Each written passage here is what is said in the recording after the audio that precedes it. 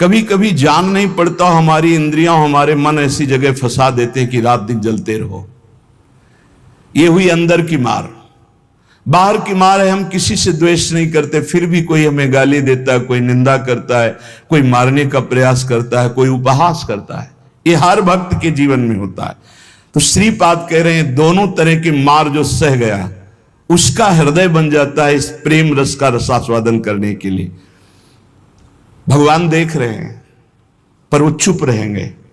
हमारी बात को पकड़ना, जब तक आप परिपक्व नहीं हो जाएंगे तब तक आपको पिटने देंगे।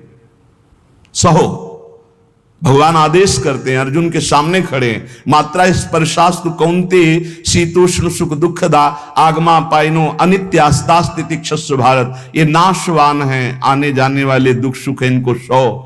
बड़ी गलती हो जाती है, हम टूट जाते हैं, बाहर के थपेड़ों से अंदर की मार से टूट जाते हैं। इसीलिए हमें भगवदानंद की अनुभूति विलंब से नहीं तो बहुत जल्दी हो जाए। दौड़ पड़ते हैं भगवान जब साधक हर बात चुपचाप सहता रहता है, हर मार सहता रहता है, तो भगवान को फिर देखा नहीं जाता, फिर दौड़ पड़ते हैं और उसके हृदय मंदिर पर प्रकाशित हो जाते हैं, निहाल हो जाता है। श्रीपाद कह रहे हैं हासम भर्त्सन ताड़नादिषु सदा कुर्वन् विषादम नहीं ग्रासस्याप्यनुपस्थितौ व्यवहरल्लोकेति मुग्धार भवत्। तुम्हारा उपहास होगा, हंसी तुम्हारी उड़ाई जाएगी, बहुत उड़ाई जाती है। घर परिवार के लोग ही हंसी उड़ाने लगते हैं, मित्रजन ही हंसी उड़ाने लगते हैं, ऑफिस के लोग ही उपहास करने लगते हैं, और ज्यादा हो जाए तो ताड़न भी करते हैं, पीट भी देते हैं। ऐसा होता है, घर परिवार के लोग ही। ऐसे कितने हमारे पास प्रश्न आते हैं कि हमारे परिवार के जन हमारा भारी विरोध कर रहे हैं। हासम भर्त्सन ताड़नादिषु सदा कुर्वन् विषादम नहीं। सदा तुम्हारा उपहास हो रहा है। बहुत कठिन है प्यारे, बहुत कठिन है। प्रवचन कर लेना सरल है, प्रवचन सुन लेना सरल है, सहना बहुत कठिन है। जब बाहर से निंदा हो और अपमान का समय हो और अंदर से इंद्रियां और मन साथ ना दें, फिर सोचो उस उपासक की दशा क्या होगी। उसी समय सत्संग के वचन उसे बचाते हैं। यदि शास्त्र और सत्संग का स्वाध्याय और श्रवण है तो बच जाओगे, नहीं तो मार देंगे अंदर के शत्रु और बाहर के शत्रु। ये परमार्थ बहुत बड़ी वस्तु है, बहुत बड़ी वस्तु, अनंत जन्मों की बिगड़ी बनने वाली। बस गेम है, थोड़ा सह जाओ, आगे निकल जाओगे, पर बहुत कठिन है। हम इसलिए कह रहे हैं किसी मार्ग पर चलकर बोल रहे हैं। ऐसे पढ़ करके प्रवचन कर लेना अलग है, लेकिन छाती में वार सह के और फिर कदम बढ़ाना, वो आह ही निकलती है। वो प्रभु का बल ही काम करता है। वो आपको गिराने की कोशिश करेगा, उठाने की कोशिश नहीं करेगा। उठा सकते हैं तो महापुरुषों के वचन और भगवान के वचन जो शास्त्र कहे, बकाया और कोई नहीं। जब ये पढ़ते हैं तास्तितिक्षस्व भारत, सह जाए इनको, तो हिम्मत आती है। जो सह गया वही परम पद का अधिकारी हो गया, वही अमृत पद का अधिकारी। हिम्मत बनती, चलो चलो और आगे बढ़ो, सहो। विषादम नहीं, हृदय में विषाद नहीं होना चाहिए। आपका उपहास होगा, तिरस्कार होगा, गाली मिलेगी, निंदा मिलेगी। हो सकता है तुम्हारे मित्र तुम्हारा त्याग कर दें, परिवार के लोग तुम्हारा त्याग कर दें, ऐसा भी हो सकता है।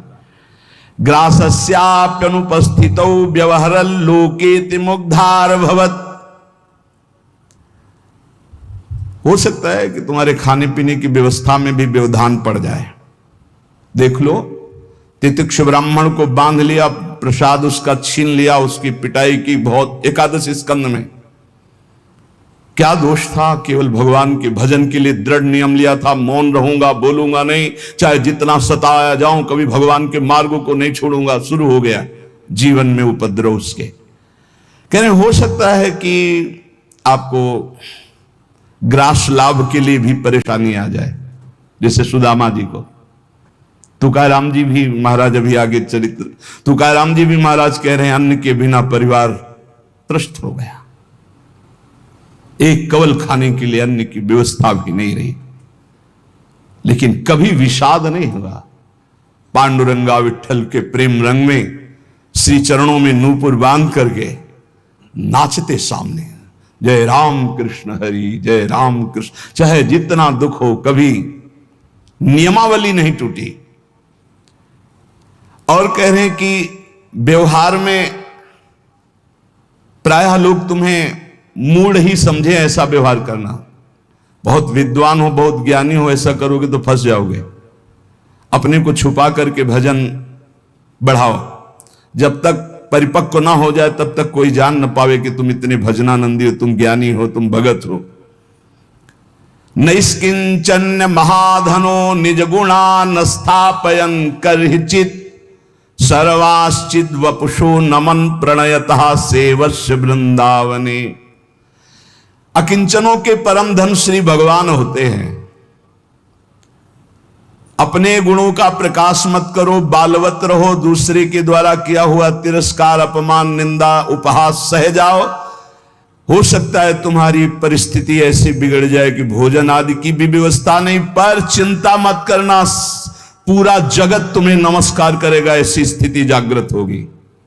ये बात आखिरी परिणाम को जो देखता है वो दौड़ता चला जाता है परमार्थ में। जो वर्तमान में शरीर की व्यवस्था देखता है वो हार जाता है। श्री तुकाराम जी महाराज कह रहे, जब शास्त्र ऐसा कहते हैं, बड़े बड़े संत कहते हैं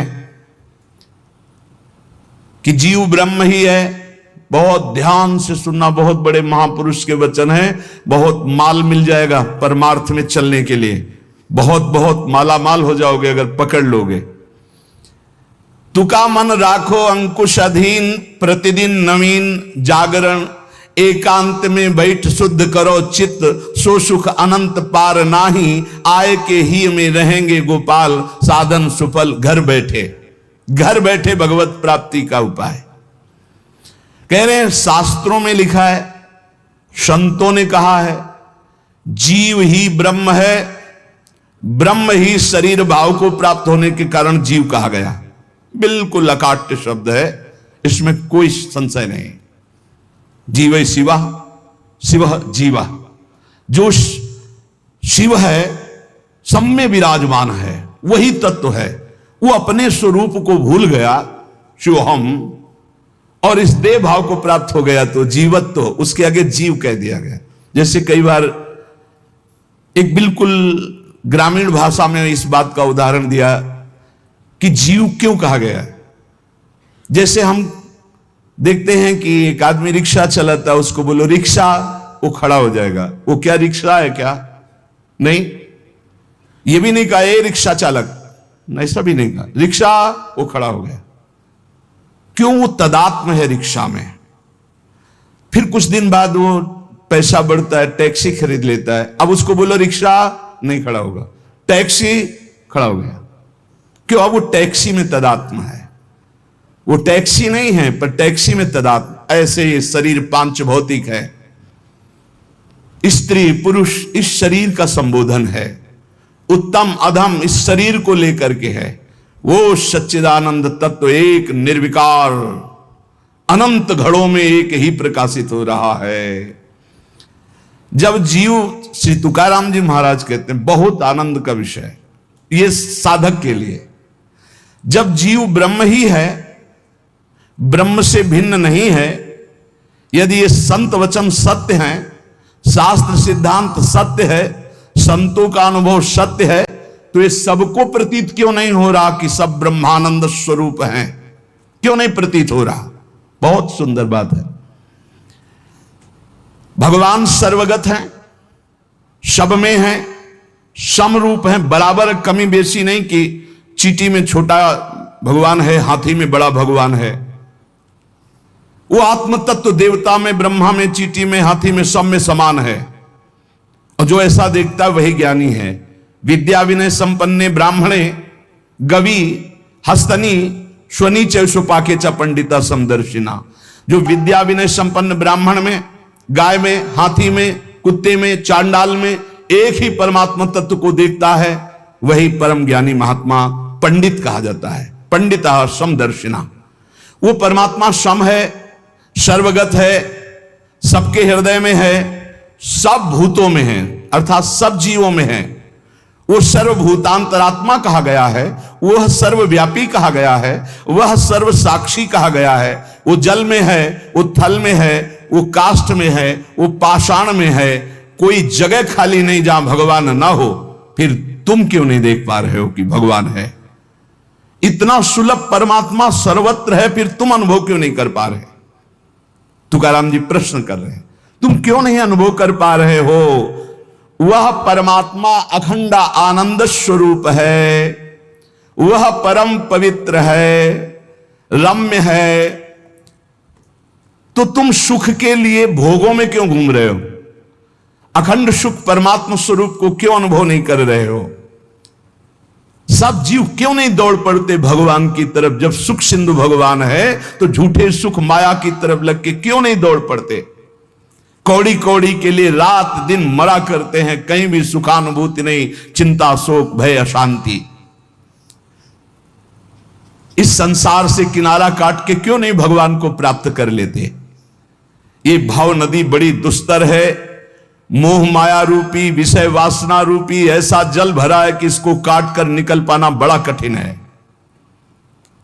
संसार इसी दुख में गोते खा रहा है। सुख समुद्र भगवान में क्यों नहीं, जबकि सबके हृदय में, सबके समीप है, सबके साक्षी, सब रूपों में है, और वही आनंद स्वरूप है, और उन्हीं की हम खोज कर रहे हैं, आनंद समुद्र की। पर क्यों नहीं इस संसार से राग हटा के क्यों नहीं परमात्मा का भजन करते? श्री तुकाराम जी कहते हैं यही सबसे बड़ा आश्चर्य है माया का।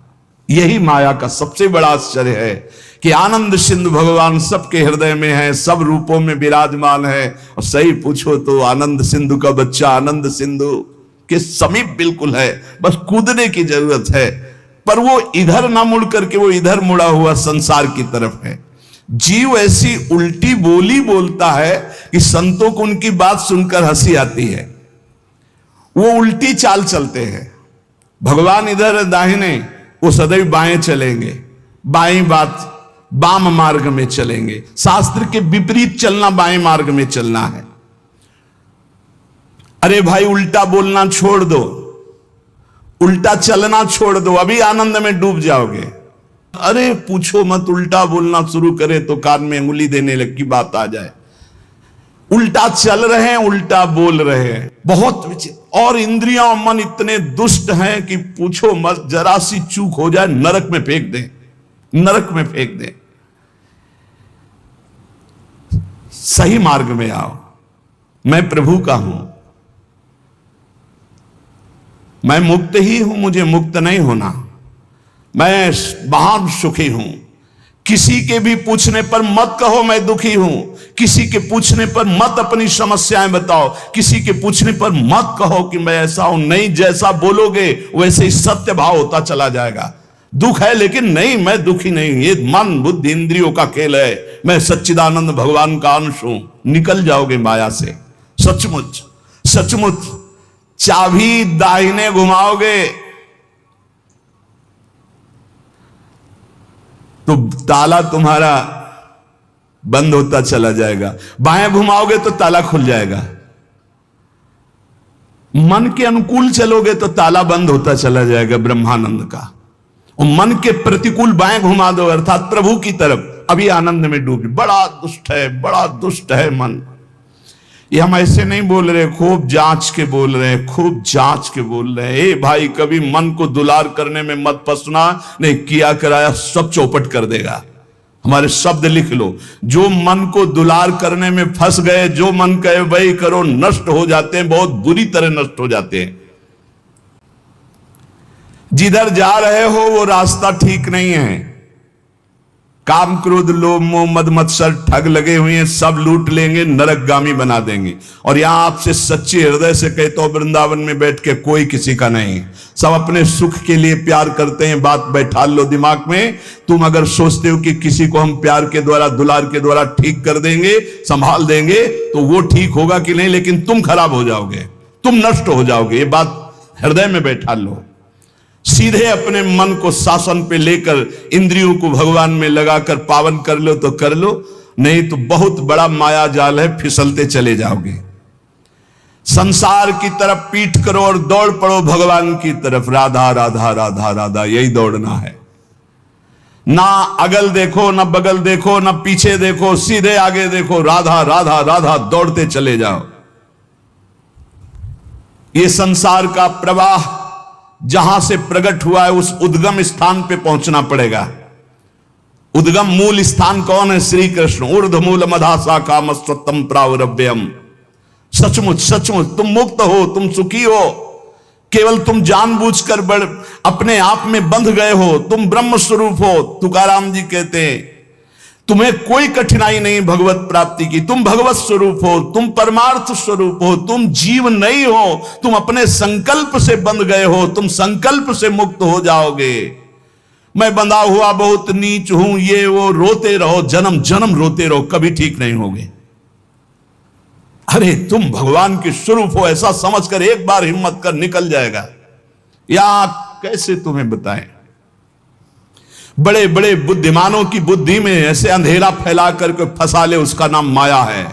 ज्ञानी नाम अपचेतांश देवी भगवती हिसाब बलादा कृष्ण मोहाय महामाया प्रेक्षति। कभी भी मन और इंद्रियों के पोषण की वृत्ति साधक न रख ले, नहीं तो बहुत उसे पछताना पड़ेगा। कोई उपाय नहीं होता जब बुद्धिमान फंसता है। ध्यान रखना, गंवार फंसता है तो उसको उपाय में भगवान दे देते हैं, लेकिन जब बुद्धिमान फंसता है तो उपाय नहीं देते हैं, सारे उपाय हटा लेते हैं। अब देख अपनी बुद्धि का बल। तब जब चिल्ला कर रोता है नाथ, तब कहते हैं ये रास्ता है, निकल, अब मेरी बात मान जा। उपासक तभी फंसता है जब हरि गुरु की आज्ञा का उल्लंघन करता, नहीं कोई फंसा नहीं सकता। ध्यान रखना, पाप पुण्य, विधि निषेध, बंधन मोक्ष, जन्म मरण, इनके चक्र में यदि पिसना है तो पिसो, जाओ संसार के मार्ग में। नहीं तो भाग भाग भगवान की तरफ भाग। अभी समय है, मृत्यु के पहले पहले परमार्थ की यात्रा पूर्ण कर ले, नहीं तो पछताना पड़ेगा। जैसे तोता अपने पैरों को ढीला कर दे, छोड़ दे तो उड़ जाए, वो नलिनी में जो फंसा हुआ है। बंदर चने छुहारे का लोभ छोड़ दे तो सुराही से हाथ निकल जाए, ऐसे यदि तू भोगों का लोभ छोड़ दे तो शरीर से मुक्त हो जाए, तोते की तरह तू उड़ जाएगा। अहम और मम ये दो हैं जो तुझे बांधे हुए हैं। देह भाव में पुरुष, मम ये मेरा परिवार, मेरा रुपया पैसा, मेरा सब, यही दो बांधे हुए हैं। तू इस संकल्प को अगर छोड़ पाए, अहम और मम को, तो तू उसी क्षण ब्रह्म रूप है, ब्रह्म रूप है। कौन किसको बांधे है? तुकाराम जी कह रहे, कौन किसको छुड़ाता है? अरे सब संकल्प की माया है। तेरा संकल्प तुझे बांधे, एक ओहम बहुत श्यामा, और तेरा संकल्प ही तुझे मुक्त कर देगा। बहुत श्यामा से एक ओहम। ये मन जैसा संकल्प करता है वैसा ही वो बन जाता है। बहुत सुंदर प्रसंग है साधक के लिए। ये मन जैसा संकल्प कर, मैं कामी, उसी समय मन काम हो गया। संकल्प, कल्पना, संसार, वासना, वृत्ति, मन, माया, ये 7 पर्यायवाची शब्द हैं एक माया के। मन, कल्पना, सारा संसार, वासना, वृत्ति, माया, ये सब एक ही पर्यायवाची शब्द है, इसी का नाम माया है। मन में दौड़ रहे हैं, जहां मन जैसे गया, कल्पनाओं में घूम रहे हैं, जिसे कहा जाता है बहुत ज्यादा सोचना, कल्पना करना, ओवर थिंकिंग। संकल्पों में ऐसा कर लूंगा, ऐसा कर लिया है, ऐसा आगे हो जाएगा। वासना, ये भोगा, ये भोग लूंगा। वृत्ति, हर समय रुपया पैसा संसार का चिंतन। मन संकल्प विकल्प करता रहता है। यही मैं मोर तय तोर, यही एक शब्द है बंधन। यही सब पर्यायवाची शब्दों में इनको कहा गया, संकल्प, कल्पना, संसार, वासना, वृत्ति, मन, माया, लेकिन ये एक ही है। जीव स्वयं से बंधा है, उसे स्वयं से छूटना होगा, कोई छुटा नहीं सकता। केवल उपदेश दिया जा सकता है, साधन बताया जा सकता है, लेकिन चलना तो आपको ही होगा। अहमता और ममता ये दो हैं जिनसे तुमने स्वयं को बांध रखा है। इनको स्वयं से तुम्हें काटना होगा, तभी तुम मुक्त होगे। जे भी तुम्हारे संकल्प भस्म हुए, उसी समय तुम ब्रह्म स्वरूप प्रकाशित हो जाओगे। जैसे उज्जवल सोने का मल नष्ट होता है तो दमकने लगता है, ऐसे ही ब्रह्म स्वरूप आपका प्रकाशित हो जाएगा जिस समय आप भोगों का संकल्प त्याग देंगे। कामना कल्पना यही मोक्ष में बाधा पहुंचा रहे हैं। कामना कल्पना वासना मन तुम्हारा संकल्प। असद्दधाना पुरुषा धर्मस्य परंतप अप्राप्य माम निवर्तन्ते मृत्यु संसार वर्तमनि। यदि मेरी बात पर श्रद्धा कर ले तो इसी क्षण मुक्त हो सकता है। वर्ष 2 वर्ष महीना 2 महीना नहीं, कोई संकल्प नहीं, कोई कामना नहीं, प्रभु के सिवा कोई चिंतन नहीं। अब मेरा लक्ष्य भगवत प्राप्ति, अपने स्वरूप में स्थित होना। जीव की अगर ऐसी श्रद्धा हो जाए मेरे वचनों पर तो अभी भगवत प्राप्ति हो जाए, क्योंकि भगवत स्वरूप है पर श्रद्धा होती नहीं ऐसी, इसलिए उसे इतना प्रपंच झेलना पड़ता है। अगर संत महापुरुषों गुरुजनों शास्त्रों पर श्रद्धा हो जाए तो बहुत जल्दी भगवत प्राप्ति हो जाए। श्री तुकाराम जी महाराज अपने दृढ़ निश्चय से साधन पथ पर चलते। कथा कीर्तन व्रतानुष्ठान भगवत चर्चा श्रवण सदग्रंथों का पाठ और रात दिन गुरु प्रदत्त राम कृष्ण हरि, इसी का जप और इसी का कीर्तन। स्वप्न में बड़े बड़े महापुरुषों के दर्शन होने लगे श्री तुकाराम जी को। नामदेव जी, बड़े बड़े महापुरुष जो नाम जापक, सबसे सानिध्य सबका, और ऐसा जो उत्तम वृत्ति से साधना करते हैं तो उनको उत्तम उत्तम अव्यक्त महापुरुषों का सानिध्य मिलने लगता है। इनके हृदय में धारा प्रवाह भगवन नाम, धारा प्रवाह अव्यावृत अखंड, इतना नाम की जिस जमीन पे बैठ के कीर्तन करते और वहां से जब चले जाते और वो जमीन पे कान रखो तो वहां से निकलता था राम कृष्ण हरि विठल विठल विठल, रोम रोम विठल में श्री तुकाराम जी का। और जब ये अश्रु प्रवाह करते हुए पांडुरंगा राम कृष्ण हरि जय जय राम कृष्ण हरि, तो कोई ऐसा श्रोता नहीं होता था जिसके आंसू ना जाए। ऐसे आर्त भाव से पुकारते थे। चारों दिशाओं में आनंद छा जाता जब श्री तुकाराम जी नूपुरों की झनकार करते हुए चरणों से नाम कीर्तन करते। 27-28 वर्ष की अवस्था में पूरे भारत में यश फैल गया श्री तुकाराम जी का। महाराष्ट्र में तो था ही, पूरे भारत में फैल गया कि ऐसे अद्वितीय महापुरुष। इतनी कम अवस्था में ऐसी लोक मान्यता, ऐसी प्रतिष्ठा किसी बिरले को प्राप्त होती है। 28 वर्ष की अवस्था में पूरे भारत में श्री तुकाराम जी महाराज का पावन यश। अगर अधकचरा योगी हो तो इसी में फंस जाता है, अपने यश के भोग में फंस जाता है, आगे नहीं बढ़ पाता है। कैसे फंस जाता है? जहां यश कीर्ति हुई, लोग इकट्ठा होना शुरू किए, फिर वो नाना प्रकार की स्तुति गान, नाना प्रकार। एक बार हम जब गंगा किनारे भ्रमण कर रहे थे तो एक वयोवृद्ध महात्मा भगवत प्राप्त ब्रह्मबोध संपन्न महापुरुष, तो उन्होंने नजदीक बुलाया और कहा, बच्चा हमारी बात को जीवन भर याद रखना, ये संस्कृति है, संसार संस्कृति, जन्म मरण का चक्र। जब तुम्हारा भजन बनेगा तो तुम्हें सरकार कहेंगे, भगवान कहेंगे, भगवान और सरकार कह के सरका देंगे भगवान से। बचना भगवान कहलाने से और बचना सरकार कहलाने से। निरंतर भगवदाकार वृत्ति की आशा करो कि हमारी वृत्ति भगवदाकार रहे। तो यहां श्री तुकाराम जी कह रहे, प्रायः जब यश प्रकट होता है सच्चे उपासक का पूर्व पुण्य या इस जन्म के भजन के प्रताप से, तो उसी का वो भोग करके संतुष्ट हो जाता है। बहुत ही यश कीर्ति है बस।